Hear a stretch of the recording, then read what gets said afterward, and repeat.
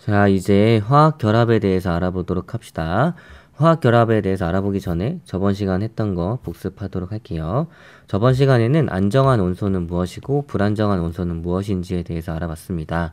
이 안정한 온소라 함은 전자 껍질에 채울 수 있는 전자를 가득 다 채운 것을 안정한 온소라고 하고, 그렇지 못한 온소를 불안정한 온소라고 했죠. 자, 수소와 헬륨을 보도록 할게요. 수소 같은 경우에는 전자 껍질을 한 개 가지고 있습니다. 가장 안쪽 전자 껍질, 첫 번째 전자 껍질은 전자 두 개가 있어야지 안정한데 얘는 한 개밖에 없어요. 전자가. 그래서 불안정합니다. 헬륨 같은 경우에는 가장 안쪽 껍질에 전자 두 개를 채우면 안정한데 전자 두 개를 다 채웠으니까 안정합니다. 자, 리튬과 네온 볼게요. 리튬 같은 경우에는 이제 첫 번째 껍질에는 전자 두 개를 다 채웠고, 두 번째 껍질에는 전자가 최대 8개까지 들어가고 8개를 다 채워야지 안정한데 리튬은 한 개밖에 없기 때문에 불안정합니다. 그런데 네온 같은 경우에는 그렇죠, 두 번째 전자 껍질까지 있고 이 두 번째 전자 껍질에 전자 8개를 모두 채웠기 때문에 안정한 거예요. 이런 안정한 온소들은 다 18적 온소들이고, 이 18적 온소들은 안정하기 때문에 반응성이 작아서 비활성 기체라고 합니다.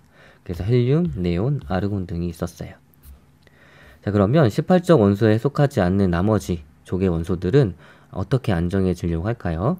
바로 18적 원소와 같은 전자 배치를 하여 안정해지려고 합니다. 그래서 어떻게 안정해지는지 한번 보도록 할게요. 원소들은 안정해지기 위해서 전자를 얻거나 잃거나 혹은 원소들끼리 전자를 공유하기도 합니다. 나트륨 볼게요. 나트륨은 가장 바깥쪽의 전자 껍질에 전자가 한 개입니다. 그래서 나트륨이 안정해지는 방법은 이 전자를 가득 채워야 되니까 7개 전자를 얻을 수도 있고, 혹은 가장 바깥에 있는 전자를 버립니다.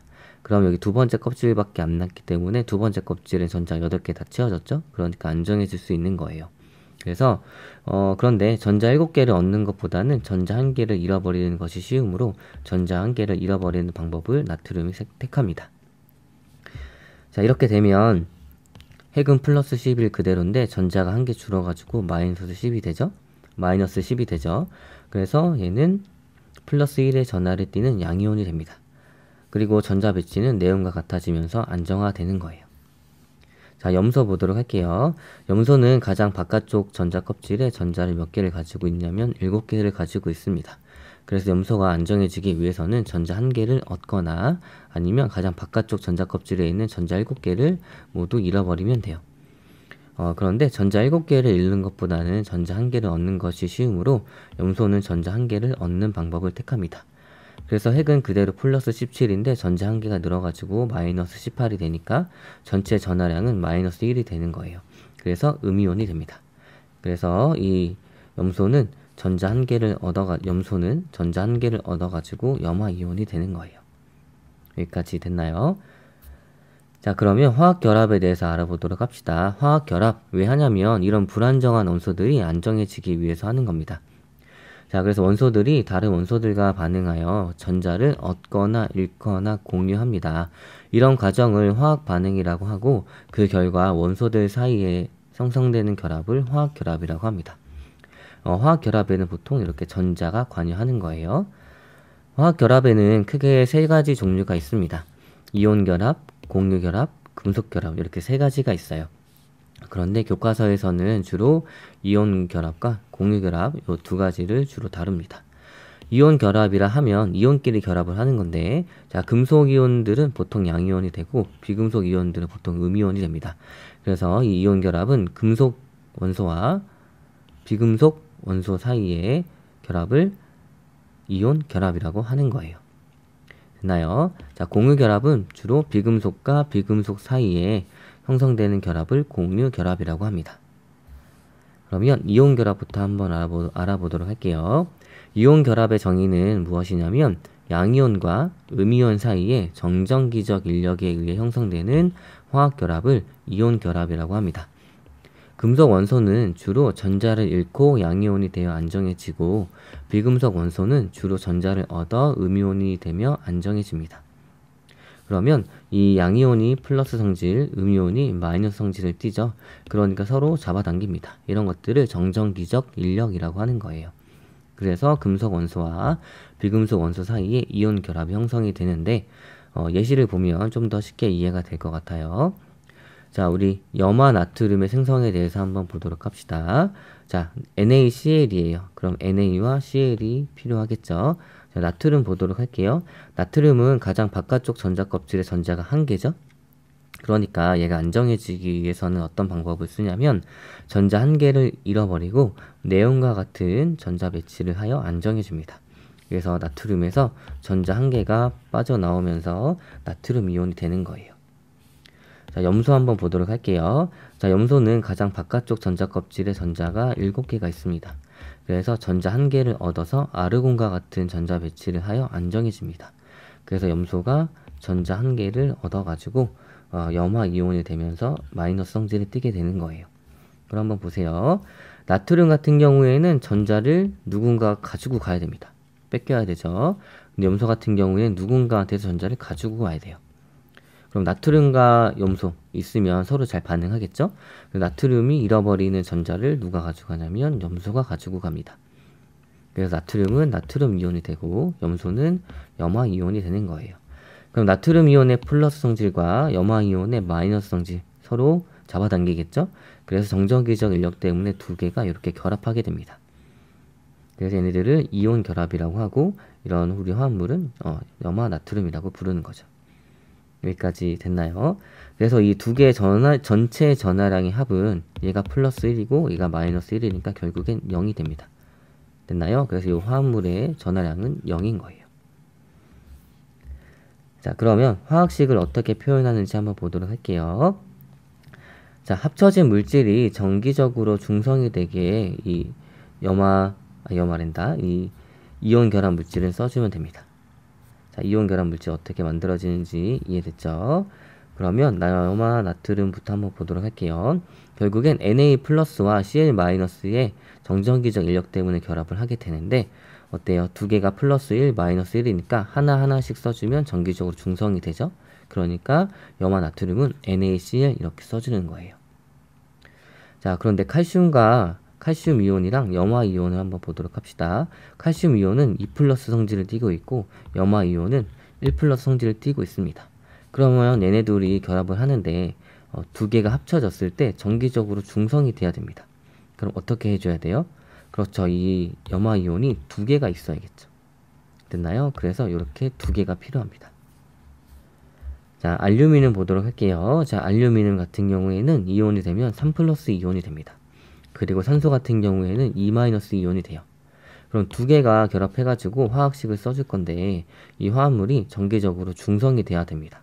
그럼 어떻게 해주냐면 얘가 2개가 있으면 플러스 6이 되고 얘가 3개가 있으면 마이너스 6이 되겠죠? 그러니까 이 알루미늄 이온을 2개, 그 다음에 이 산소 이온을 3개 결합해주면 Al2O3가 되면서 정기적으로 중성이 됩니다. 자, 얘 쓰는 팁은 어떻게 되냐? 이 알루미늄 이온이랑 산화 이온에 대해서 한번 볼게요. 자, 이 알루미늄 이온이 3+고 산화 이온이 2-죠? 그럴 때 이렇게 교차로 써주게 되면 바로 정기적으로 중성이 되는 화학식이 나옵니다. 그런데 주의할 점은 뭐냐면 자, 마그네슘 같은 경우에는 2+ 이온이 되면서 마그네슘 이온이 되고 이 황이온 같은 경우에는 2- 이온이 되면서 황이온이 됩니다. 황 같은 경우에는 황이온이 되면서 2-를 띄어요. 그럼 얘 1개, 얘 1개 써주면 2+ 그 다음에 2-를 더하기 때문에 정기적으로 0이 됩니다. 그래서 같은 비율이면 이렇게 바로 내려주지만 같은 비율이 1대1에 같은 비율이면 1대1로 써줘서 MgS라고 써주면 되는 거예요. 여기까지 됐나요? 다시 정리하면 이 이온 결합은 양이온과 음이온 사이의 정전기적 인력에 의해 형성되는 화학 결합인데 금속 원소는 주로 양이온이 되고 비금속 원소는 주로 음이온이 됩니다. 그래서 이온 결합은 금속 원소와 비금속 원소 사이에서 나타나는 결합이에요. 여기까지 됐나요? 그러면 공유결합에 대해서 한번 알아보도록 합시다. 이 공유결합 같은 경우에는 2개 이상의 원자가 뭐를 공유하냐면 전자쌍을 공유하여 형성되는 화학결합입니다. 이 비금속 원소는 어떤 특징을 가지고 있냐면 전자를 서로 얻으려는 경향이 있습니다. 그래서 비금속 사이에는 이온 결합이 형성되기가 어려워요. 왜냐하면 이온 결합은 누군가 전자를 줘야 하고 누군가는 전자를 받아야 됩니다. 주고받는 게 딱 맞기 때문에 두 개가 이온 결합 형성되지만 비금속 원소 사이에서는 서로 전자를 가지려고 하기 때문에 서로 전자를 가지려고 하기 때문에 각각 전자를 내놓아서 전자쌍을 이루고 그 전자쌍을 공유하여 화학 결합을 형성을 하는데 부족한 만큼 공유를 하는 거예요. 자, 무슨 말인지 예시를 통해서 한번 보도록 합시다. 수소 기체를 한번 보도록 할게요. 자, 전자를 공유한다는 말이 무슨 말인지 한번 보도록 하겠습니다. 자, 이 수소 원자와 수소 원자가 있어요. 왼쪽에 있는 수소 원자가 가진 전자를 파란색, 오른쪽에 있는 수소 원자가 가진 전자를 그냥 녹색으로 구분하기 위해서 표시를 했습니다. 자, 보게 되면 둘 다 비금속 원소이죠? 그러니까 전자를 서로 가지려고 한단 말입니다. 그러면서도 동시에 안정화하고 싶어요. 그럼 둘 다 동시에 전자를 갖는 방법은 무엇이냐? 전자를 공유하는 겁니다. 자, 수소 원자는 가장 바깥쪽 전자 껍질에 전자를 2개를 채우면 안정해지죠. 그런데 한 개밖에 없습니다. 그 다음에 오른쪽에 있는 수소 원자도 전자가 한 개밖에 없어요. 그러면 어떤 방법을 취하냐면 각각 전자를 하나씩 내어서 전자쌍을 만들어서 공유를 합니다. 한번 예를 볼게요. 자, 전자를 하나씩 내어줘서 같이 잡고 있는 거예요. 그래서 이 왼쪽에 있던 수소가 가지고 있던 이 파란색 전자를 두 개의 수소가 동시에 가집니다. 같이 공유를 한다는 얘기예요. 누구 한 명이 다 갖는 게 아니라. 그 다음에 오른쪽 수소 원자한테 있었던 이 녹색의 전자도 오른쪽과 왼쪽 수소 원자가 같이 가집니다. 공유를 한다는 얘기예요. 됐나요? 이렇게 되면 자, 이해해 볼게요. 왼쪽에 있는 수소 입장에서도 전자 2개가 채워졌죠. 그 다음에 오른쪽에 있는 수소 입장에서도 전자 2개가 채워집니다. 그러면 전자가 다 채워진 걸 만족하기 때문에 안정해지는 거예요.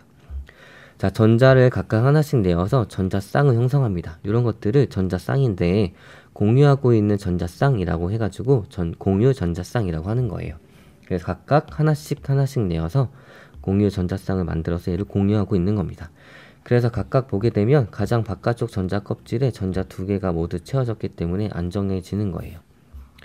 됐나요? 자, 그래서 전자쌍을 공유하게 되면 18쪽 원소 헬륨과 같은 전자 배치를 하여 안정해집니다. 그래서 수소 기체는 한 쌍의 전자쌍을 공유하면서 안정해지는 거예요. 어때요? 이해됐나요? 그래서 이 자연에 있는 수소들은 보통 존재할 때 수소 원자 한 개로 존재하기에는 너무 불안정하기 때문에 수소 원자 하나와 수소 원자 하나가 결합해가지고 이렇게 수소 원자 2개가 결합하여 이루어진 H2라는 수소 기체로 존재를 하는 거예요. 됐나요?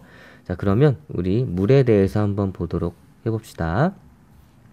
자, 물을 보게 되면 산소 원자와 수소 원자가 2개가 결합해요. 왜 굳이 산소 원자에는 수소 원자가 2개만 결합하느냐? 한번 보도록 하겠습니다. 자, 산소 원자 8번이기 때문에 가장 안쪽에 2개 전자 채우면 나머지 6개가 남아요. 자, 산소 원자는 전자 2개를 얻으면 안정해지겠죠. 가장 바깥에 전자 껍질을 자 채우니까. 근데 수소 원자는 가장 바깥에 전자 1개가 더 들어오게 되면 첫 번째 전자 껍질에 전자 2개를 모두 만족하니까 안정해집니다. 여기까지 됐나요? 그런데 이 산소 원자나 수소 원자나 둘 다 비금속 원소이기 때문에 어때요? 전자를 서로 가지려고만 해요. 그러니까 서로 동시에 가지려면 같이 공유를 하는 거죠. 그럴 수밖에 없을 거예요.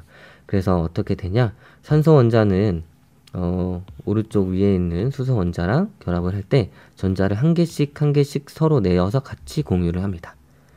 그 다음에 산소 원자는 이렇게 해서 전자 한 개를 추가적으로 얻고 산소 원자 입장에서는 한 개를 또 얻어야겠죠? 그러니까 하나를 더 얻기 위해서 수소 원자 하나와 더 결합을 하는 거예요. 그래서 이 수소 원자에 있는 전자와 산소 원자에 있는 전자를 각각 하나씩 내어서 공유를 합니다. 전자를 각각 하나씩 내어서 전자쌍을 형성한 후에 공유를 하는 거예요. 한번 어떻게 공유했는지 모습을 보도록 하겠습니다. 자, 볼게요. 이 산소 원자 하나랑 여기에 있는 수소 원자를 볼게요. 어때요? 전자를 하나씩 내어서 공유를 하고 있습니다. 됐죠? 그러니까 이 수소 원자 입장에서는 가장 바깥쪽의 전자 껍질에 전자 2개를 만족합니다. 됐죠?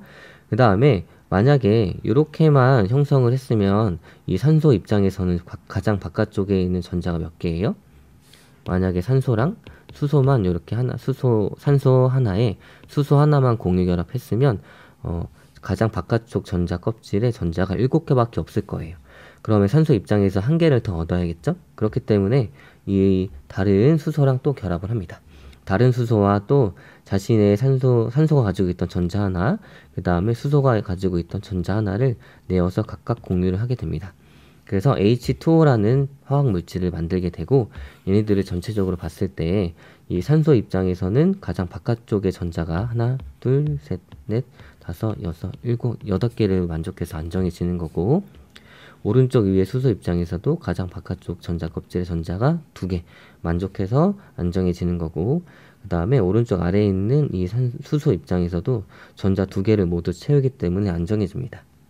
됐나요? 그래서 산소 입장에서는 가장 바깥쪽 전자 껍질에 전자 8개를 모두 채워서 안정해지고, 수소도 각각 보게 되면 가장 바깥쪽 전자 껍질에 전자 2개를 모두 채워서 안정해집니다.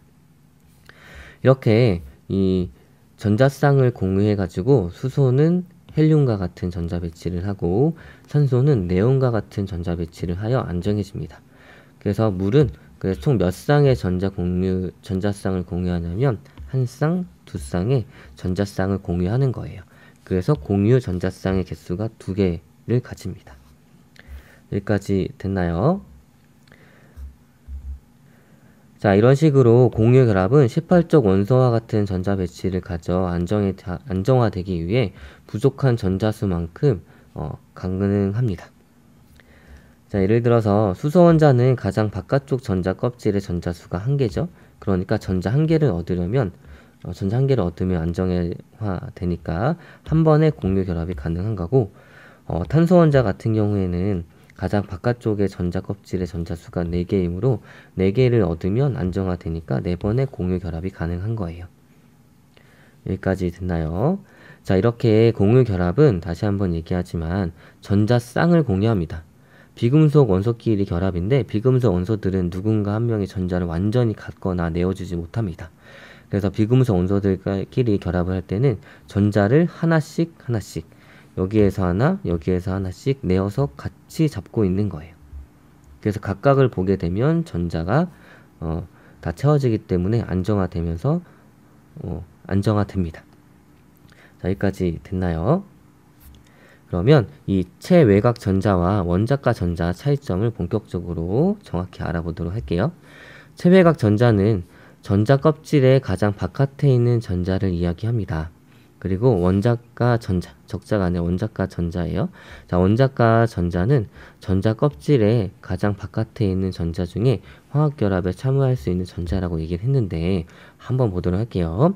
자, 18쪽 원소를 제외한 원소들은 체외곽 전자가 모두 원자가 전자가 될 수 있는데 이 말은 뭐냐면 화학결합에 참여할 수 있는 전자는 정해진 것이 아니라 가장 바깥의 전자 중 일부 혹은 전부이기 때문입니다. 이 말이 좀 이해가 안 가죠? 자, 보도록 할게요. 자, 산소 원자를 한번 보도록 할게요. 이제 가장 바깥쪽에 있는 전자 개수를 의미할 때는 체외곽 전자를 의미합니다. 그래서 체외곽 전자는 몇 개예요? 하나, 둘, 셋, 넷, 다섯, 6개죠. 여기까지 됐나요? 자, 그런데 이렇게 전자가 관여하는 것을 화학결합이라고 얘기를 하죠. 화학 반응을 통해서 화학결합이 만들어지게 되는데 화학결합을 형성할 때 한번 볼게요. 결국에는 산소 원자의 가장 바깥쪽에 있는 전자 하나를 이 수소 원자와 공유를 하면 됩니다. 그러면 이 6개 중에 공유할 수 있는 전자가 정해져 있나요? 얘만 공유할 수 있나요? 아니죠. 얘 아니면 얘가 공유를 할 수 있어요. 그러니까 가장 산소 같은 경우에는 가장 바깥에 있는 전자들 중에 하나가 화학결합에 참여합니다. 그러니까 이 6개 모두가 확률적으로는 화학결합에 참여할 수 있는 전자가 되는 거예요. 그래서 산소 원자는 6개 중에 하나가 참여할 수 있는 확률을 다 똑같이 가지고 있기 때문에 얘네들이 다 화학결합에 참여할 수 있는 원자가 전자가 되는 겁니다. 됐나요? 이 원자과 전자, 최외각 전자는, 자, 최외각 전자는 가장 바깥쪽에 있는 전자의 숫자, 그 다음에 최외각 전자는 가장 바깥쪽에 있는 전자 중에 화학 결합에 참여할 수 있는 전자를 의미합니다. 여기까지 됐나요? 가능성을 의미하는 거예요. 가능성은 그쵸, 6개 다 가지고 있죠. 그렇기 때문에 산소 원자는 원자과 전자도 6개입니다. 됐나요? 그러면 우리 헬륨을 한번 보도록 할게요. 네, 네온이 보기 편하겠네요. 네온 보도록 할게요. 네온은 18쪽이죠. 볼게요. 자, 네온은 가장 바깥에 있는 전자가 8개죠. 그러니까 최외각 전자가 8개입니다. 그런데 이 8개 중에 화학 결합에 참여할 수 있는 전자가 있나요? 없죠. 왜냐면 네온, 헬륨, 아르곤은 안정합니다. 그러니까 굳이 전자를 잃어버리거나 얻거나 혹은 전자를 같이 공유할 필요가 없는 거예요. 그러니까 얘네들은 화학 결합에 참여할 수 있는 확률이 없습니다. 그래서 원자과 전자는 몇 개냐면 0개예요. 나요. 자, 18적 원소를 제외한 원소들은 최외각 전자가 모두 화학 결합에 참여할 수 있는 가능성을 가지기 때문에 모두 원자과 전자가 될 수 있습니다. 화학 결합에 참여할 수 있는 전자가 정해진 것이 아니라 가장 바깥의 전자 중 일부 혹은 전부가 참여할 수 있기 때문이에요. 있나요? 탄소 같은 경우에는 가장 바깥쪽의 전자가 4개고 이 4개가 각각 다른 원소들과 공유 결합을 할 수 있습니다. 그래서 이 4개가 모두 화학 결합에 참여할 수 있어요. 그래서 이 18쪽을 제외한 원소들은 최외각 전자수와 원자과 전자수가 같습니다. 그런데 18적 원소는 안정해서 화학 결합에 참여하지 않으므로 화학 결합에 참여할 수 있는 전자수가 없는 거예요. 그래서 원자과 전자수는 0개입니다. 자, 그래서 1쪽부터 18쪽까지 보게 되면 1쪽부터 17쪽까지는 최외각 전자 중에 최외각 전자들이 모두 화학 반응에 참여할 수 있는 가능성이 다 있습니다. 그래서 최외각 전자수랑 원자과 전자수가 같아요. 그러나 18쪽 같은 경우에는 최외각 전자수는 헬륨은 2개, 그 다음에 네온과 아르곤은 8개씩이지만 원자과 전자수는 0개입니다. 왜냐하면 18쪽은 안정하기 때문에 가장 바깥에 있는 전자가 화학결합에 참여할 수 없기 때문이에요. 여기까지 됐나요? 그러면 화면 띄워줄 테니까 보도록 하세요.